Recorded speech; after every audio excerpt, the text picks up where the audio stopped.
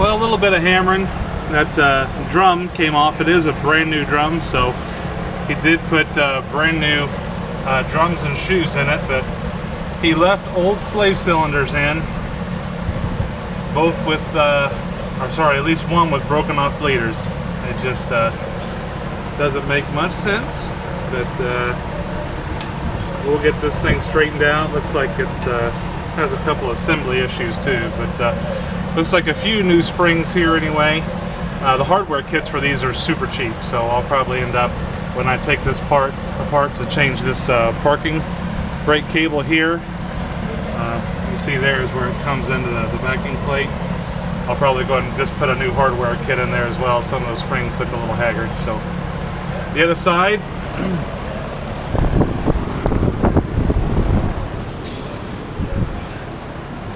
looks very similar. He did put in another new spring there, but nice brand new shoes and a brand new drum. So that's much appreciated. At least that's not total junk there, the rear brakes. So I'm gonna pull those out, get those cables pulled out, and go ahead and so we're gonna be updating this wheel cylinder here, or brake cylinder.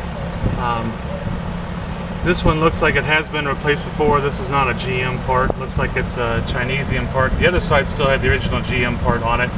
Some cars are getting a little hard to find these pieces on it. So like on my 61, for example, I had to buy a kit to basically pull that apart, buy new seals for it, and just ream it out. It's just a machine cylinder in there. Then you put these seals and plungers and rubber end caps on. Very, very low tech, but very, very effective. I usually take a picture of each of these before I take them apart, making note of where everything is at. These can be pretty fidgety to put together, especially like with this crossbar here. You have the spring on one side, you have a wide slot over here and a narrow slot over here. I'll show you what that means in a minute, but we'll get these pulled apart and go into a little more detail, and you'll probably be able to laugh at me pretty good for trying to put these back together. They're always fun to try and put back together. So the tools for doing it, this tool here would be your best friend. I'm not exactly sure what it is, but this is some kind of spring plier here. I usually use these ends the most. This is actually good for removing springs from that top post, and this is good for installing the springs back on. So you can kind of, put it back on that post and then pry it up, and the spring will slide right back on. So I'll pop a few of these off and show you what I'm talking about here. If it'll cooperate.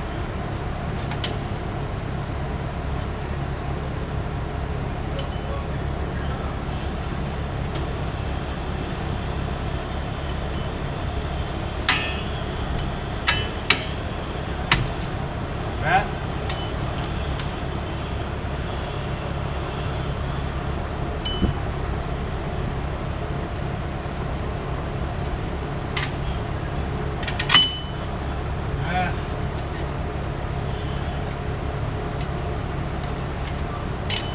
Actually, it went surprisingly well. And then this top plate here, I'll take you up here, kind of holds these two shoes in process while you're assembling them. You'll look at quite a bit of degrees of freedom and movement. These tie-down clips are meant to help resolve some of that. But this crossbar here, I'll show you how it comes apart. I'm going to try to leave these bottom springs and things in place as much as possible to kind of hold the thing together. So we're just going to take them on and off after we change the wheel cylinder.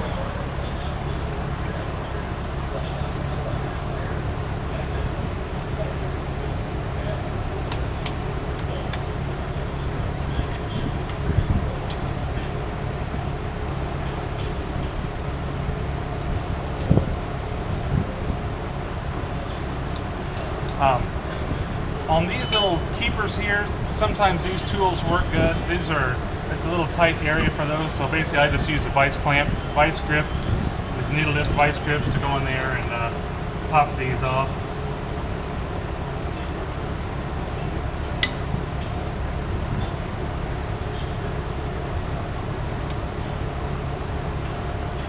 Maybe.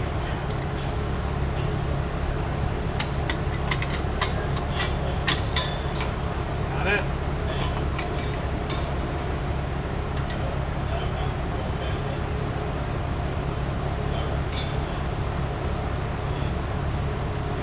this one off.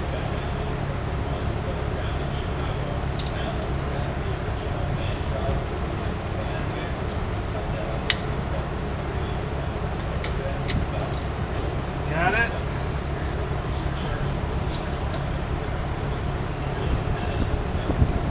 This has those little pins that come in through the back of the backing plate, and they go in like this and just half turn, keeps that spring in there. Pretty simple. This little guy can come off. What else we got? We got that crossbar. Fall out. And we got the parking brake. So remember I was telling you about the parking brake cables? That's actually where that cable comes through the backing plate here. This when you step on the parking brake on your foot, it draws that in, pushes this shoe back out towards the drum, and that's what actually sets the parking brake on these things. So I just left the adjuster here and this one spring in there to kind of hold it all together until I put it back together. This crossbar out. So you can see here the backing plate, it's got some pretty old nasty grease on it. I don't know if you can see it real well, but it's got some raised textured pieces on this backing plate where those shoes slide back and forth on. So these little plunger dudes just pull out. They're not critical to the sealing. These end pieces are more just dust caps. But we'll pull this brake cylinder out and replace it with the new, and we'll put it right back together. I was going to go ahead and replace the parking brake cables, but apparently Classic Industries has sent those via horseback, so God knows when they're going to end up. I'm tired of waiting for them. When they come in and I'm ready, I'll just pop the drums back off and change these parking brake cables again.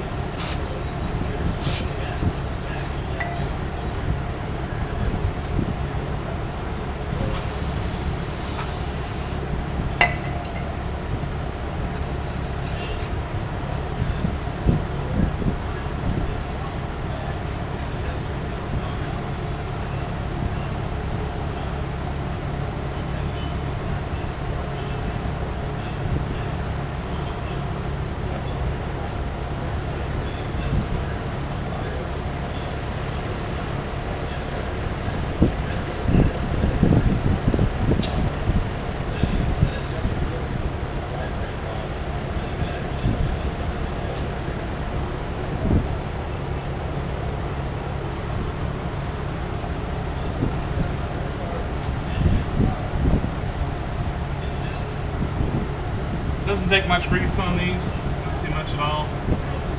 You don't want it slathered in there and moving around and possibly getting on your braking surfaces. So I just put a tiny little coat of high temperature grease on here. Some backing plates I've seen, these pads are way worn down, so you can tell the cars that have had a ton of miles on them usually by these backing plates. These actually look pretty good. I have no proof. I haven't ran the numbers on the rear end to know if it's original to the car, but the backing plates definitely don't look like they've seen a ton of use. Go ahead and pop this wheel cylinder out of here.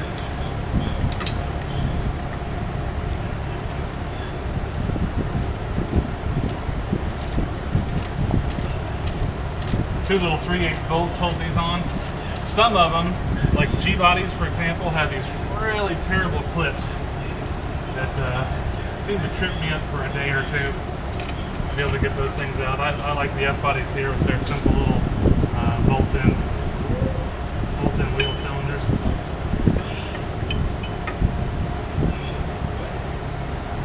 Yeah, so you can actually see here, this is fairly new. Definitely Chinesium. But you know what? I got AC Delco wheel cylinders here. I bet you they're every bit as same level as Chinesium as these are these days. American-made parts, sadly, are in very short supply.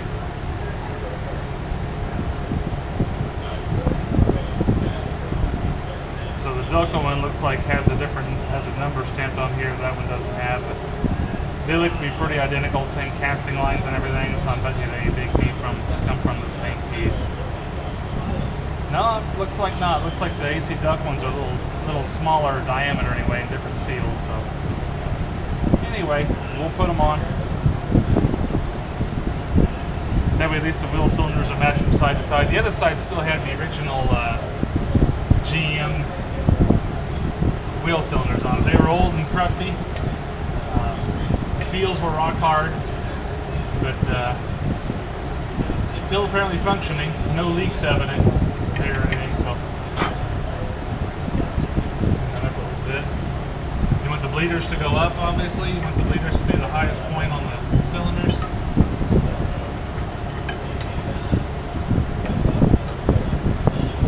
Seats in there like that. Get our bolts started.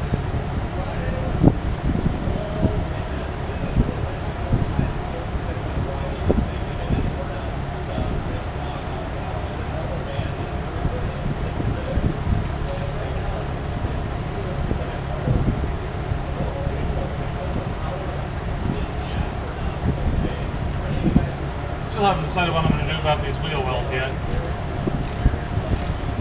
It does have some original undercoating on it, but some of it is actually flaking off, or it may not be the original undercoating, I don't know. I'm a little unsure. Last thing I'm going to do is spray a bunch of stuff on there and have it flake off again and look even worse. So I'm a little undecided on the right course of action on those.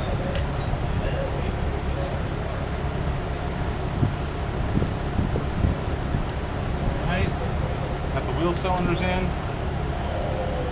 These little plunger dudes go in there next. This is what actually takes the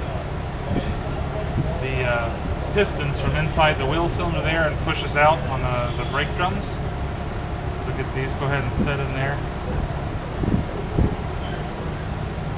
Tell you what, I'm going to clean these up a little bit. I'm going to wire wheel these. They look a little crusty, so I'm going to do that real quick and be right back. Okay, knock some of the big hunks of crap anyway off these things. Just put them in. Press them in like so. Maybe take that little cover off the back. A little easier.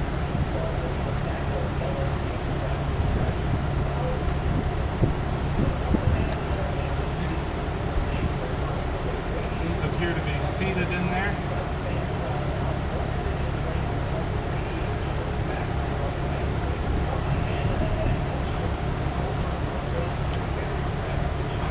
Now putting these back together is always just an absolute joy.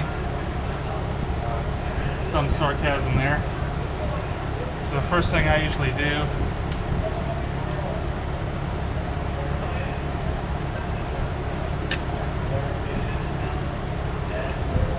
set them in here to get this parking brake piece set into this back shoe.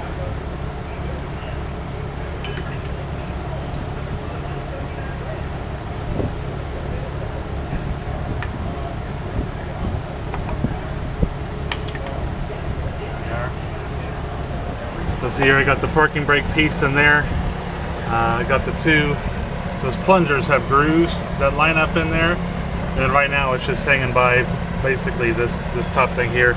This spring here is providing the pressure. It's kind of clamping everything together.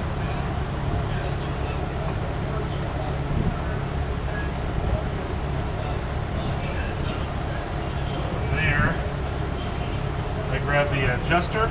So this is the automatic adjuster. So basically, as your shoes wear, this thing moves down and actually will tighten up this adjuster piece here. So actually, as your shoes wear, it actually what keeps the shoes tight against the drum as it wears.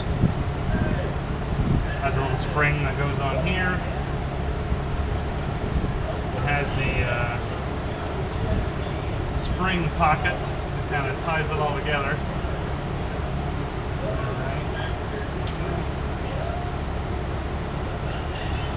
Spring pocket goes in there, so you can see here that pivots like that. And it's got this little springy dude that goes in here.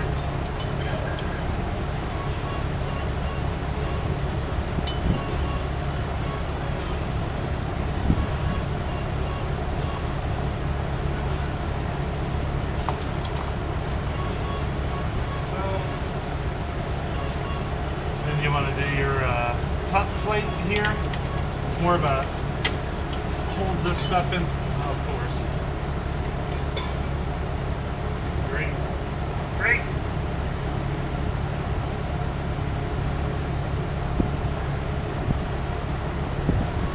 Put that adjuster in again. Pins there with that little spring perch.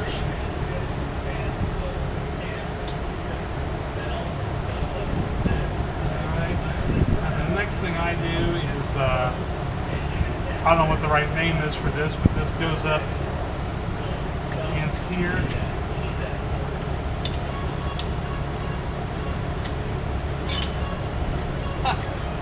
Love it. Always fun putting these together.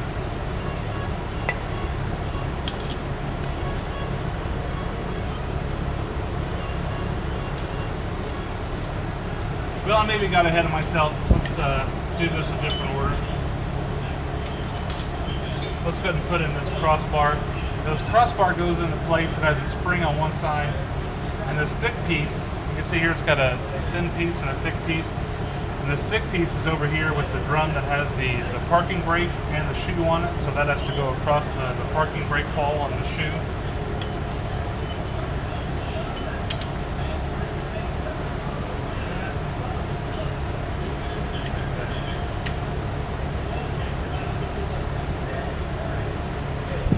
Now you get that spring pressure pushing those apart.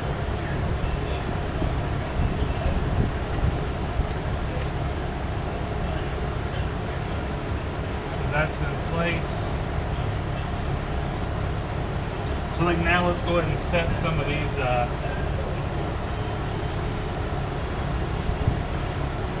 spring pieces. So again, for the third time, put in this adjuster piece.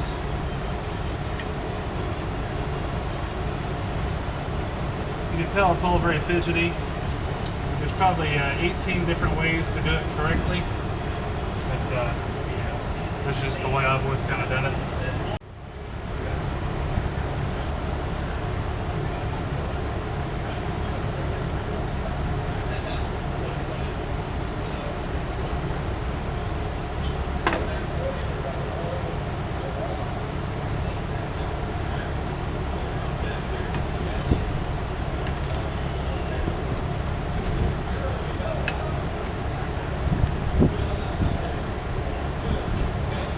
So I just use that clamp to kind of hold that in place. Then I'll take one of my chaining springs here, get that pin, goes in behind, like so. I'll just take this. A little easier to install than using this handheld tool.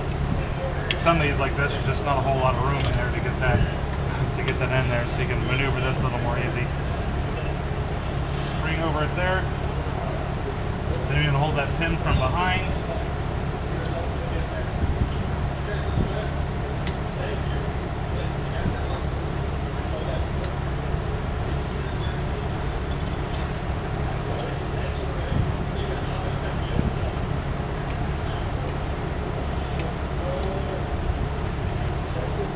Twist, Bob's your uncle. There, that's good.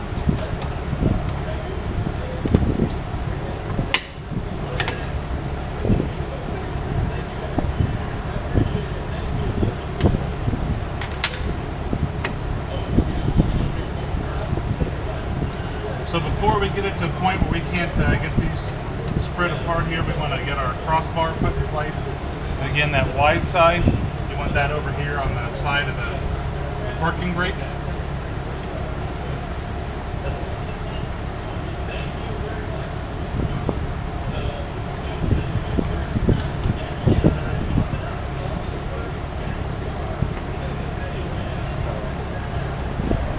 So you see here that white piece there by the parking brake, and then that spring on the narrower part on that front shoe.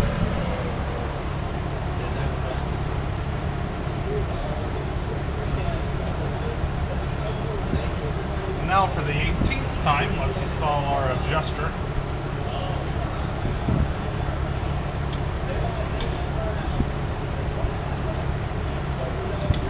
This retaining little dooper here is what holds us in on the other side.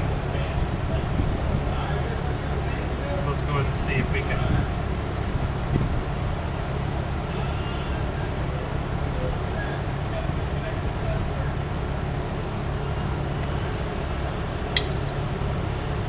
Like so. Probably end up using the clamp on this side again.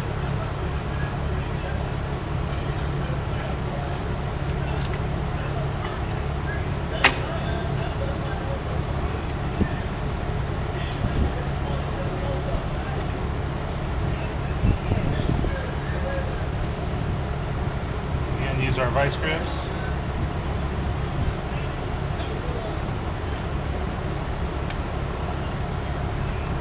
Spring.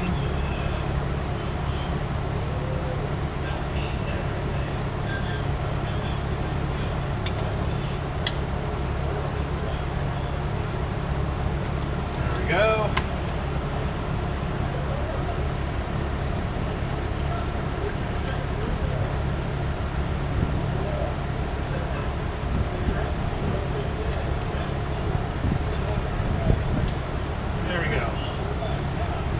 Spring here that goes in under the adjuster. I'm going to get that put in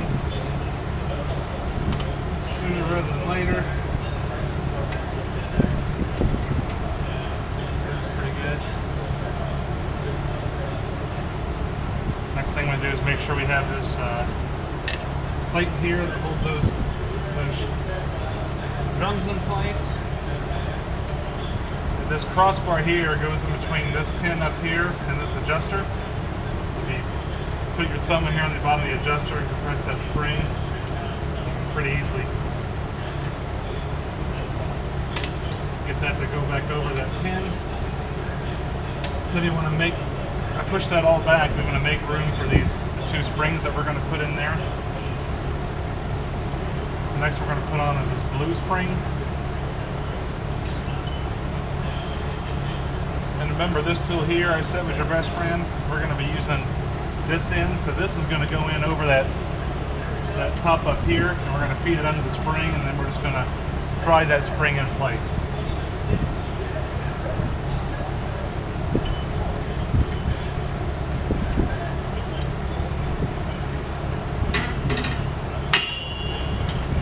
Yes, like that. Got everything in place, it looks like fairly well there. Our other spring should be around here somewhere. So just like that other one, it goes in right here, but it goes to this little crossbar dooper here. I'm sure there's the right terminology for that, but just like we did that other one, so we're going to use that divot.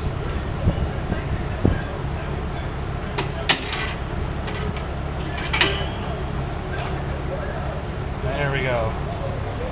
All back together. Got all our springs in place. Got the new cylinder in. Got the crossbar in, the white spot there, the spring compressed. Got the adjuster.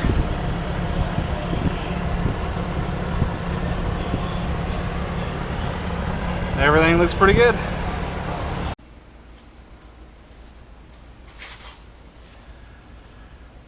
Alright, so now we're looking to change the front coil springs to go to the shortened or the lowered Global S. My goal is a 1.5 inch drop on these. The first thing you should do is disconnect the sway bar. That way it allows you to drop out the A-arms to change the springs. You can see here there's about 50 years worth of gunk built up on these, so it'll be a fun job of cleanup to try to get these out. So the strategy is going to be to break loose this top ball joint here, have a jack supporting the A-arm here, and in a controlled fashion lowering it down so we can get to that spring. Probably I'm going to have to remove this brake line here, and man, why they painted this caliper red is beyond me, but hey, they did it. I'd like to put this back to silver so it just doesn't look so ridiculous to me. But obviously compressing and removing this coil spring is probably one of the more dangerous things you could do on this car, so always makes me nervous to do it, but that's the strategy. We already did the sway bar here. We're going to break this top bolt joint. We're going to put a jack underneath this A-arm here and hopefully lower this out in a nice controlled fashion. So God willing, that's the way it'll work.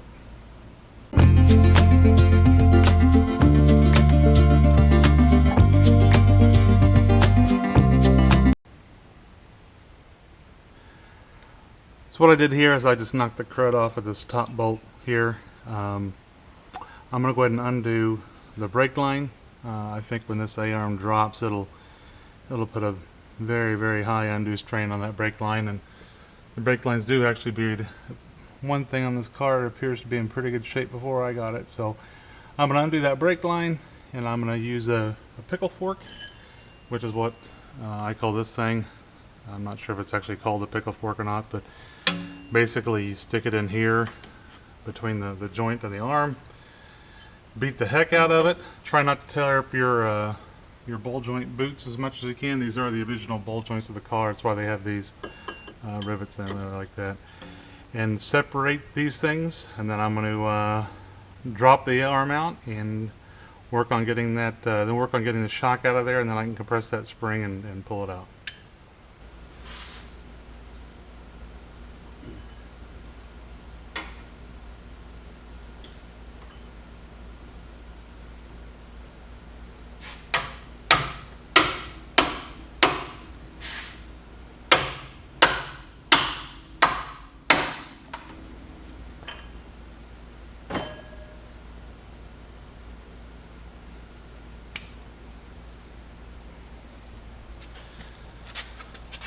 So a few good whacks on that hammer. You can see I did tear up that boot a little bit, but right now this nut here is the only thing holding that suspension together. So we have this top arm loose, and once you get a shock that's been in here for a long time, it's almost impossible to get that nut and bolt out of here. I'm referring to this nut and bolt here. See, it just spins with the shock absorber. So by breaking this loose, allows you to move this top A-arm out of the way, and I'll show you, you got real good access to that shock fastener. Sometimes they're so bad I even have to cut them out, so I'll show you what we're talking about here.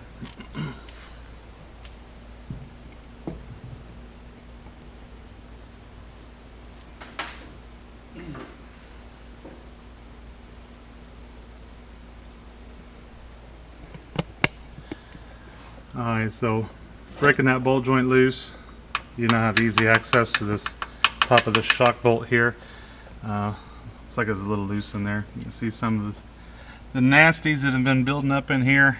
I'm going to clean a lot of this out. I'm not going to do any degreasing and painting or anything like that. I'm not going to get fancy with it until probably it becomes more of a frame-off car. And like I said, my main goal is just to get a driver, but I'm going to clean all the big chunks out here and make it a little more presentable.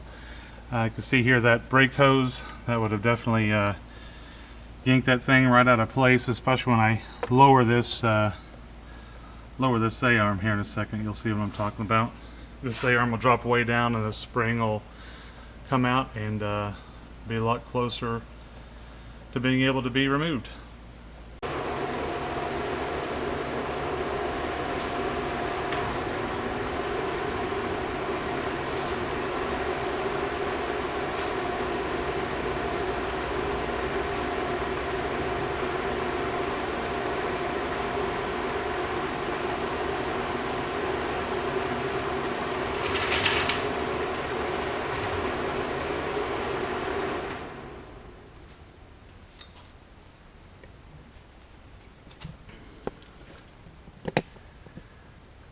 That's why we disconnect that brake line there. You can see how far down that A-arm dropped. That spring is still under some tension. But man, look at all this crap that built up in that spring pocket. Ugh. So I'll obviously be cleaning that out before we put our new springs in. So the spring compressor itself goes up in through the hole that the shock absorber came out on. And I'll show you how I did, but I try to grab, you know, some of the upper coils I can, and then impact it from the bottom to compress this a little bit, and this pops right out. The lowering springs are a little shorter, so they're much easier to put in, but these factory springs are pretty long and a little harder to take out. So next step is working with the coil spring compressor, which again is probably one of the more dangerous things we're going to do here, so be careful if you are doing it. Keep in mind that that spring is under a lot of tension, a lot of compression when you compress it, and it's a good idea to use a chain or something like that to keep it from popping out. But you know, we're going to do it the way I like to do it here. Hello, Billy. You good girl.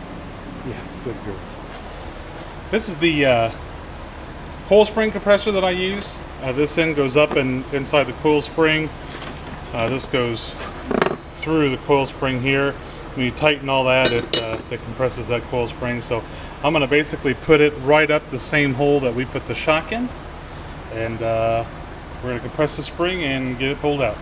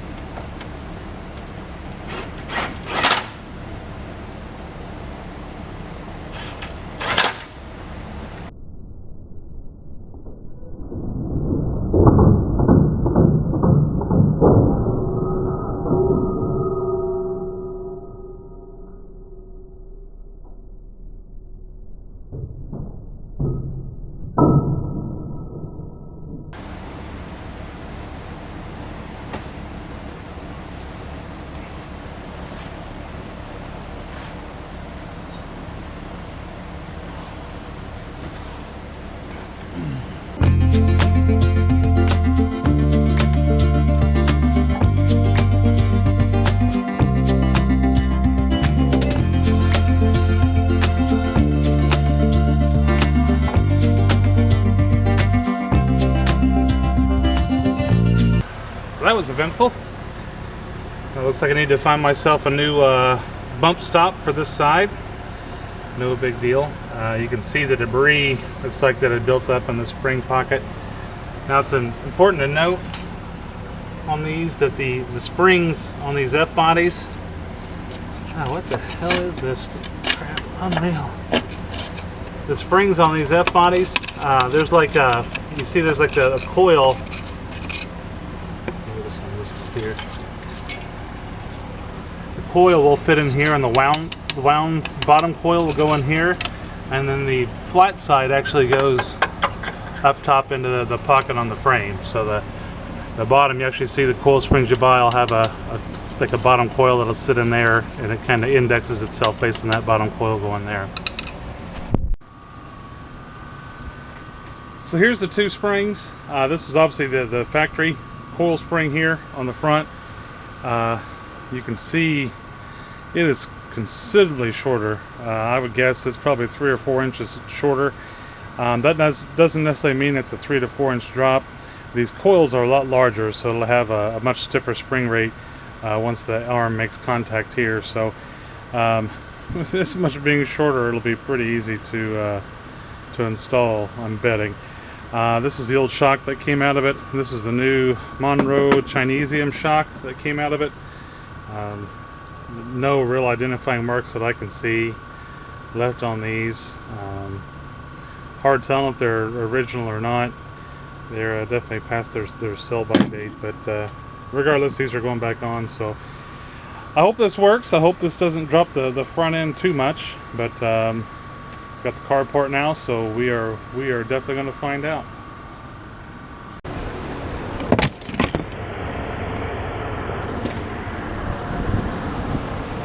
Y'all okay? Dangerous. So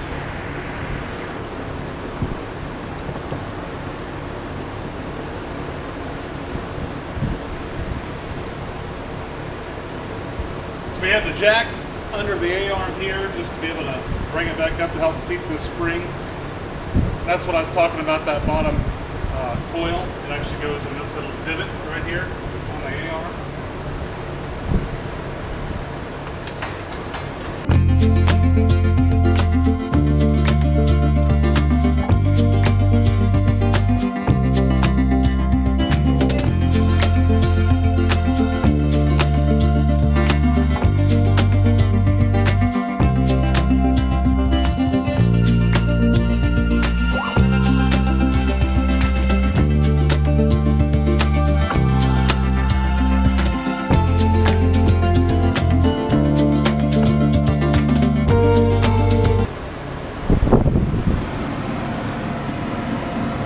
There's the A-arm connected back to the spindle. There's our new spring. Now I'm going to go ahead and put the shock right up through the middle of the coil spring there. Do that on both sides.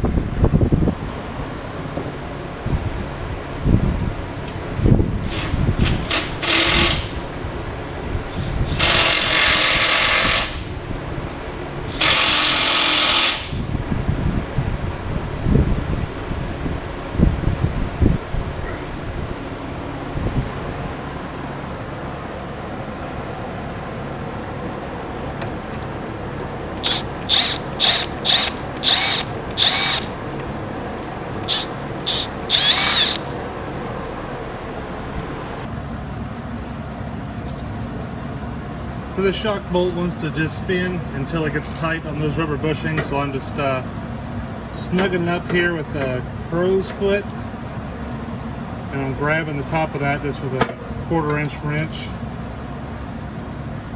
You can feel it, so you're just working against the lock nut there, so it's getting there. It's frustrating. Another great design by GM. Make serviceability so easy. So it's feeling tight enough there. It might just tighten up with the impact.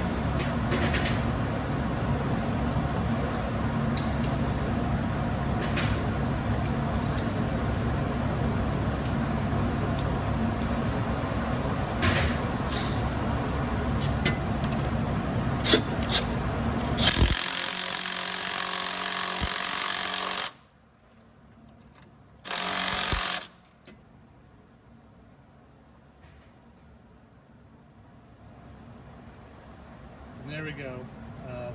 As soon as those rubber bushings grab on that mounting plate, you can run that puppy in and squish those bushings there to make a good joint between the top of the shock absorber and the frame there. So gonna do the same to the passenger side.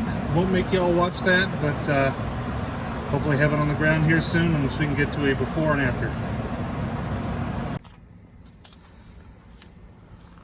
So this is after the spring and shock install. It looks a lot better to me. I'm sure there's some diehards out there that still go lower, but it looks to me like a stance like it should have came from the factory. Pretty happy with it. I just took it on a quick shakedown run down the road just to get it in the first, second gear. So I know everything's working fairly well.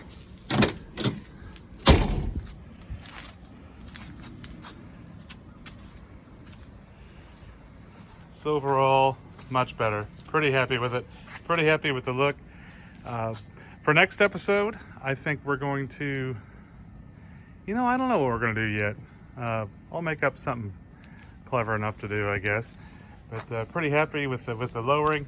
We may go ahead and install the digital dash. All the gauges do work on this car, but I do have a Dakota digital dash that I'm very likely going to be upgrading that too. So looking forward to that. That'll be a nice upgrade for this. So also thinking about, I've seen some of these wheels, even though they're cheap Chinesium mags or US mags, they've painted these center spokes like a darker gray, and it makes it look more like a proper Firebird mag. So that's more than likely what I'll do on these. I'm definitely not a paint expert. As you can probably tell, I'm not good at a whole lot of this stuff. I'm just kind of learning as I'm going, but looking forward to painting those and how it'll turn out. So thanks so much for watching.